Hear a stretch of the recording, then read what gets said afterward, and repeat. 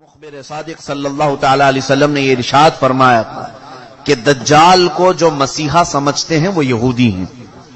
यहूदी उसके इंतजार में कितनी सदियां गुजार चुके।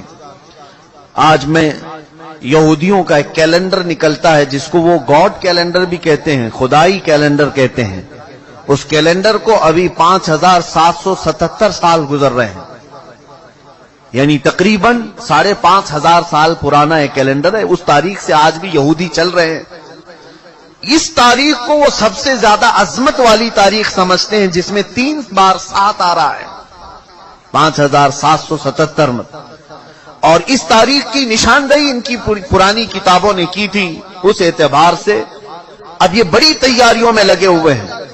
मैं यहूदियों के टॉपिक पर अगर अर्ज करूं कई दिन चले जाएंगे, कई दिन, कि ये आज पूरी दुनिया को अपने शिकंजे में रखने के लिए, सारे इंसानों को अपने गुलामी का तौक पहनाने के लिए जो जो इन्होंने किया है वो हमारी सोच से भी बहुत दूर है। हमें वक्त कहां है ये सब चीजें पढ़ने का और सुनने का। गेम में मसरूफ करके जो हमें रखा है, हमें आपस के एक दूसरे की लड़ाइयों में जो मसरूफ कर रखा है, सोचने का भी वक्त नहीं दिया जाता।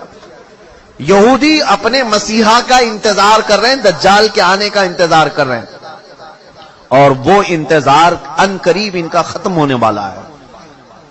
मुकद्दस किताबें जो आसमानी किताबें हैं, अगरचे वो रद्दो बदल हो गई, लेकिन जो बाकियात हैं तौरात में या तेलमूद, यहूदियों की मुकद्दस किताब है, old testament, new testament, Bible, ये जो मुकद्दस किताबें जिनकी उनके नजदीक हैं, उनकी इबारात, उनकी आयात के मुताबिक दज्जाल के आने का जमाना बहुत करीब आ चुका है।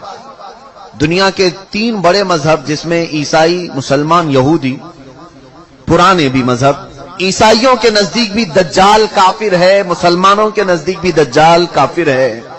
सिर्फ यहूदी उसे अपना मसीहा समझते हैं, और उनके बड़ों ने ये सारे पेशनगोइयां की हैं कि उस मसीहा के आने से पहले तुम्हें दुनिया में क्या क्या करना है, वही तैयारियां वो कर रहे हैं। अब आपको समझ में आई होगी बात कि यहूदी इतना इंटरफेयर क्यों कर रहे हैं, पूरी दुनिया में घुसपैठ क्यों कर रहे हैं। आपको पता है, इन्हें बताया गया है कि अगर तुम्हारा मसीहा तुम्हारे सामने आना है तो पूरी दुनिया को तुम्हें अपना गुलाम बनाकर रखना होगा। हर जगह तुम्हारी हुकूमतें कायम होंगी जिस वक्त वो मसीहा तुम्हारा उतरेगा। बहुत सारी अलामत मैंने उनकी किताबों से पढ़ी हैं, इंजील मेरे पास रखी है। बहुत सारी चीजें यहूदियों को ये बशारतें दी गई कि तुम्हारा मसीहा उस वक्त उतरेगा जब इजराइल में, यानी सारे यहूदी जमा हो जाएंगे, ये मुकद्दस जमीन पर सारी दुनिया के यहूदी जमा हो जाएंगे। ये जमा होने का काम 70 साल पहले से इन्होंने शुरू किया है। और उसके बाद एक और इन्हें बशारत दी गई है कि इंजीर का दरख्त जब तुम्हारे मुल्क में फलने फूलने लगे तो समझ लो कि तुम्हारा मसीहा आने वाला है। इंजीर तो समझते होंगे आप। ये बहुत सारी वो बातें मैं अर्ज कर रहा हूं जो आम तकरीरों से हट करके हैं। मैं सिर्फ इसलिए अर्ज कर रहा हूं कि एक नए साल में हम कदम रखने जा रहे हैं, और हम ये अब नए साल क्या क्या गुल खिलाने वाला है उससे अलर्ट करना ये मेरी अपनी जिम्मेदारी है।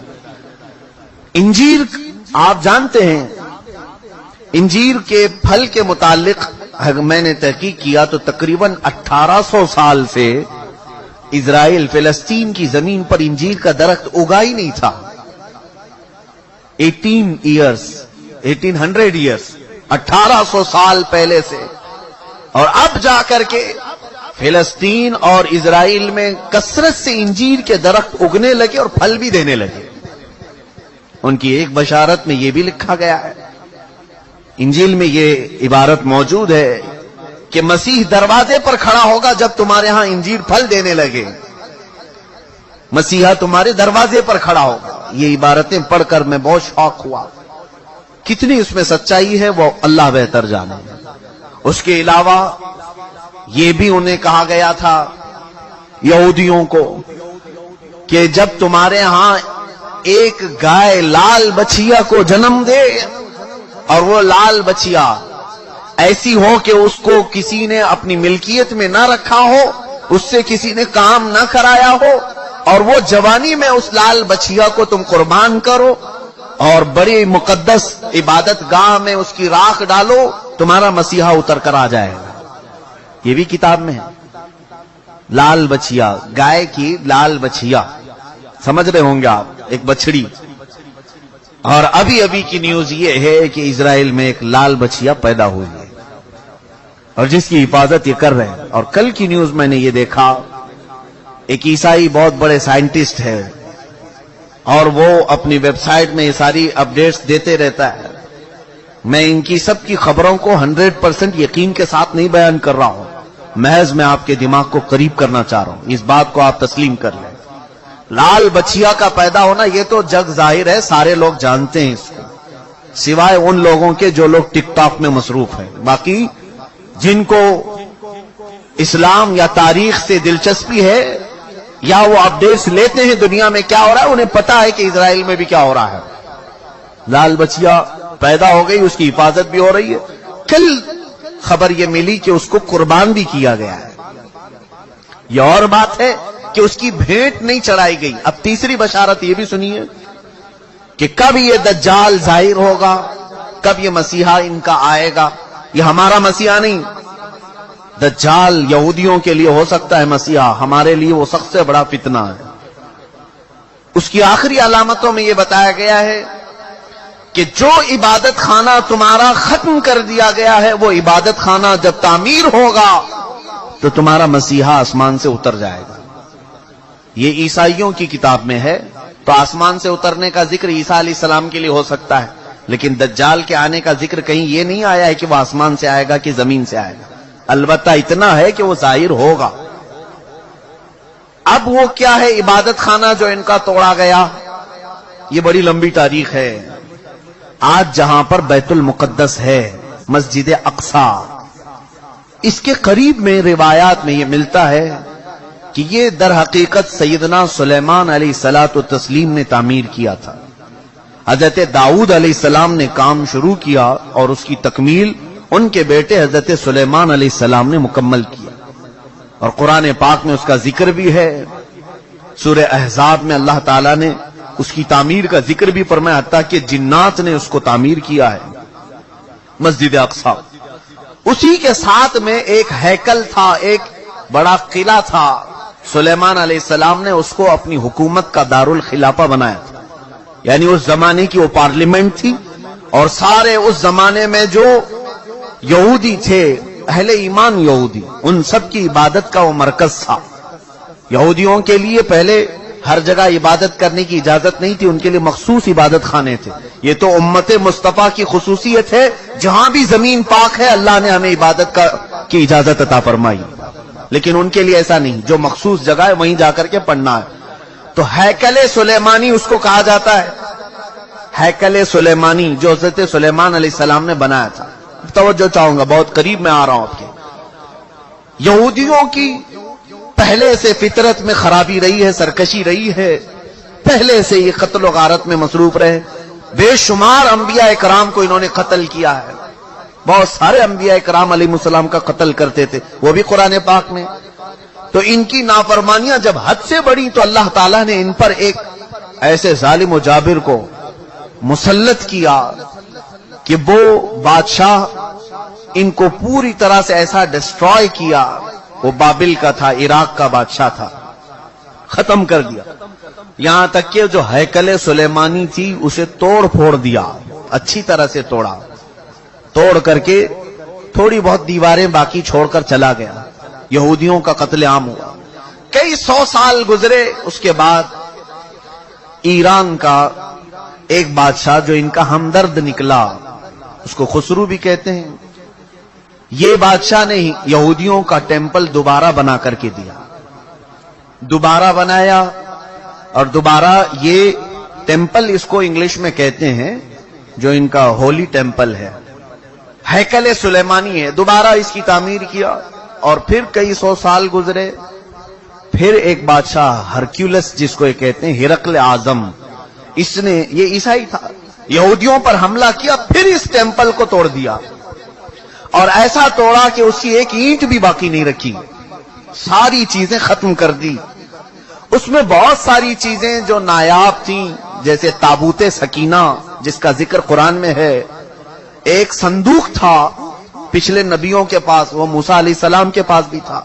جس میں حضرت آدم علیہ السلام کا عصا تھا، بہت سارے نبیوں کے تبرکات تھے.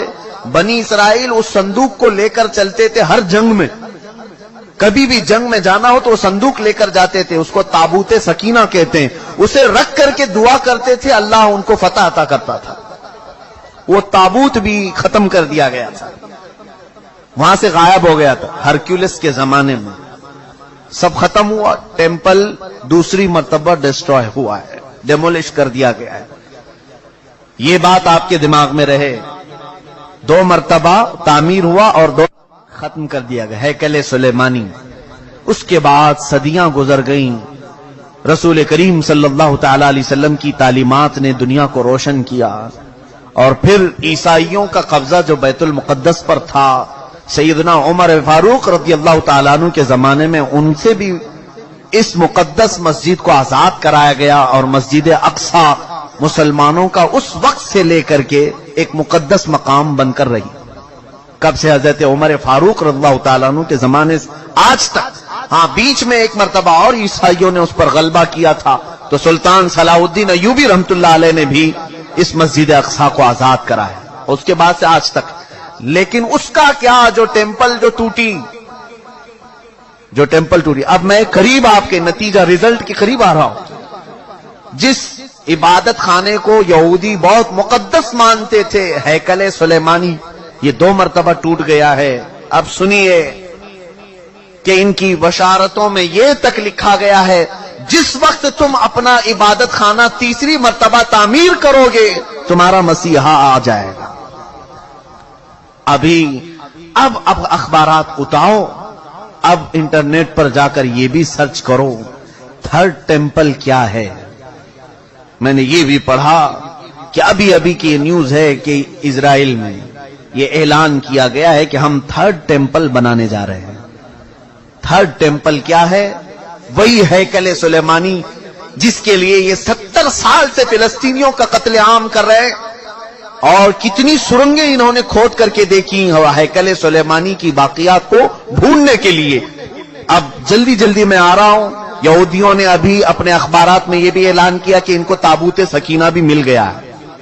جو تابوت سکینہ غائب تھا وہ مل گیا، اور اس کے علاوہ وہ جگہ بھی مل گئی جہاں پر ہیکل سلیمانی تعمیر تھا.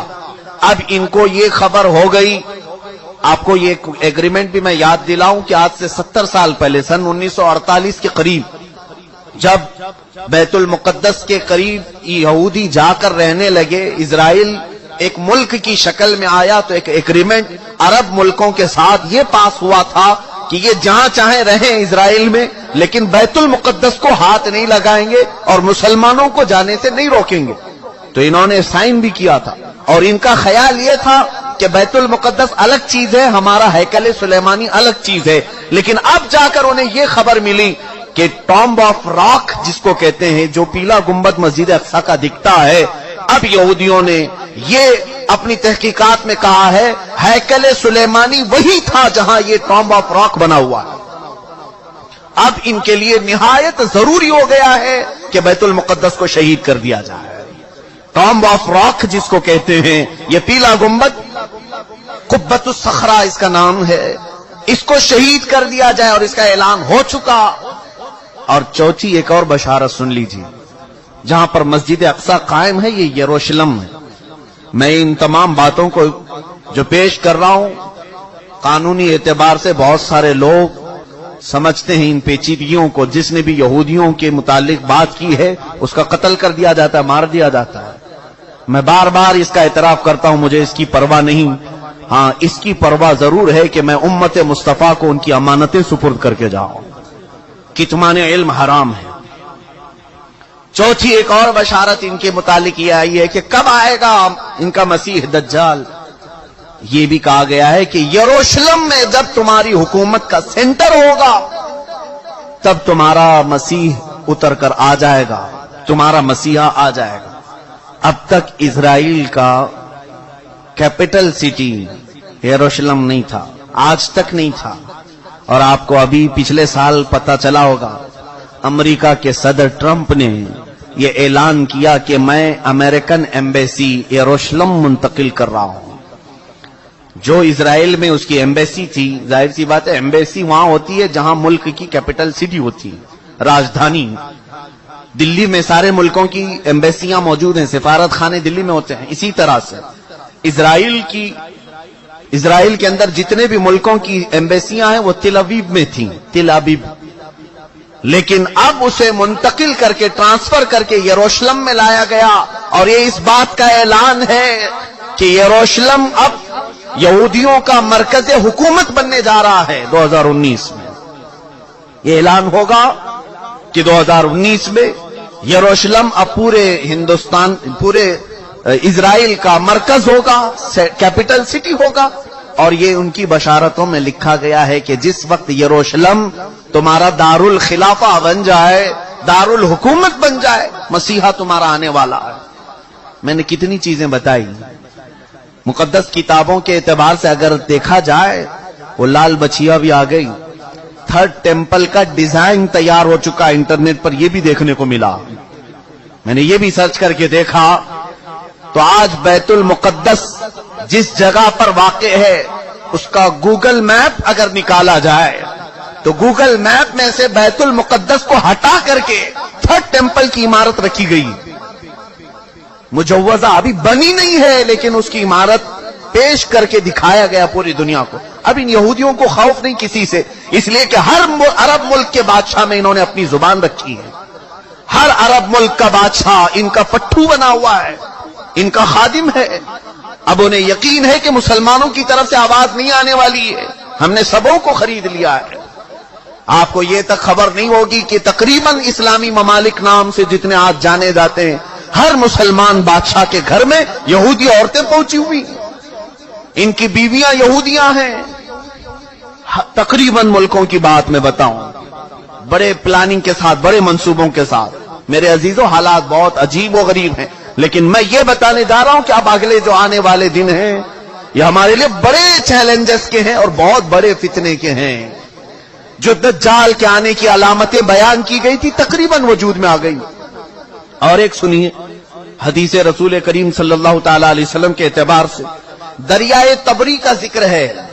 ایک دریا ہے جو اسرائیل اور فلسطین کے بیچ میں بہتا ہے، اس دریا کے متعلق یہ بھی فرمایا گیا جس وقت دریائے تبری سوکھ جائے دجال ظاہر ہوگا۔ اب دریائے تبری کے متعلق ہم نے خبر معلوم کی تو صرف 2.5 فٹ پانی بچا ہوا ہے، 2.5 فٹ پانی بچا ہوا ہے۔ اب یہ تمام علامتیں کیا مسلمانوں کو بیدار کرنے کے لیے کافی نہیں ہے؟ پھر بھی آج ہم پورے طور پر ایسی غفلت کی نیند سو رہے ہیں جیسے ہمیں کچھ خبر ہی نہیں ہے۔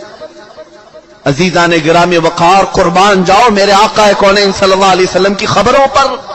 دوسری قوموں کے پاس ایسا کوئی نہیں جو انہیں آگے کی بات بتایا ہو سوائے ہمارے پاس جو محمد رسول اللہ نے بتایا۔ رسول کریم صلی اللہ تعالی علیہ وسلم نے ہمیں قیامت تک کی باتیں ایسے کھول کر بیان کی ہے، ایسے بیان کی ہے کہ جس میں ایک رتی برابر بھی شک نہیں کیا جا سکتا، لیکن اس کے باوجود انہی کی امت سب سے زیادہ غفلت کی شکار ہے، اور پوری دوسری قومیں تیاری میں ہیں، تیاری میں ہیں۔ پوری عیسائیت تیاری میں ہے، پوری یہودیت تیاری میں ہے۔ اور آپ کو معلوم اب یہ تھرڈ ٹیمپل بنا کر کے رہیں گے، یہ بنائیں گے، جس کے لیے اب مسجد اقصی کو شہید کرنا پڑے گا، بیت المقدس کو شہید کرنا پڑے گا۔ تو ایک خوف تو ہے، حکومتیں اگر آواز نہیں اٹھائیں گی تو قوم تو اٹھ جائے گی۔ مسلمان ابھی مرے نہیں، ایمان اب بھی زندہ ہے، تو یہ خوف ہے، اس کے لیے اب ڈائریکٹ مسجد اقصی پر حملہ نہیں کیا جائے گا۔ 2018 کے اخبار اور بھی اٹھا کر کے دیکھو، انگلش کے، ایک عیسائی نے ان کو ایکسپوز کیا ہے کہ فلسطین میں زلزلے آئے تھے، یعنی مسجد اقصی جہاں یروشلم میں زلزلہ، ارتھ کویک، زلزلے آئے تھے۔ اب اس کی تحقیق جب کی گئی تو پتا چلا کہ انہوں نے ٹیکنالوجی کے ذریعے سے آرٹیفیشل زلزلے لائے، حقیقت میں زمین میں زلزلہ آیا ہی نہیں تھا، زمین کے اندر ایسے کیمیکل اور مواد ڈال کر کے زمین کو ہلایا گیا تاکہ پوری دنیا کو معلوم ہو کہ زمین میں زلزلہ آیا، اس لیے مسجد اقصی گر گئی، بیت المقدس گر گئی۔ یہ تک پلاننگ ہے۔ اور یہ کر کے رہیں گے ان تمام چیزوں میں۔ میرے عزیزو، خیر یہ یہودی اپنے مسیحا کے لیے اتنے ساری انتظامات کر رہے ہیں، اپنے مسیحا کے آنے کے لیے وہ پوری فیلڈ ہموار کر رہے ہیں۔ پوری دنیا میں ان کے حکام، ان کے جو حاخام ہوتے ہیں یہودی علماء، انہوں نے یہودیوں کو اس کام پر لگایا ہے کہ سوائے یہودی قوم کے پوری دنیا کی ہر قوم کا مذہب تبدیل ہونا چاہیے، جس کے لیے امریکہ کے جتنے بھی صدر آتے رہے انہوں نے اپنی تقریروں میں یہ اعلان کیا ہے کہ one world order, new world order. New world order یہ آپ سنے ہوں گے یا نہیں سنے ہوں گے تو تحقیق کر کے دیکھ لینا۔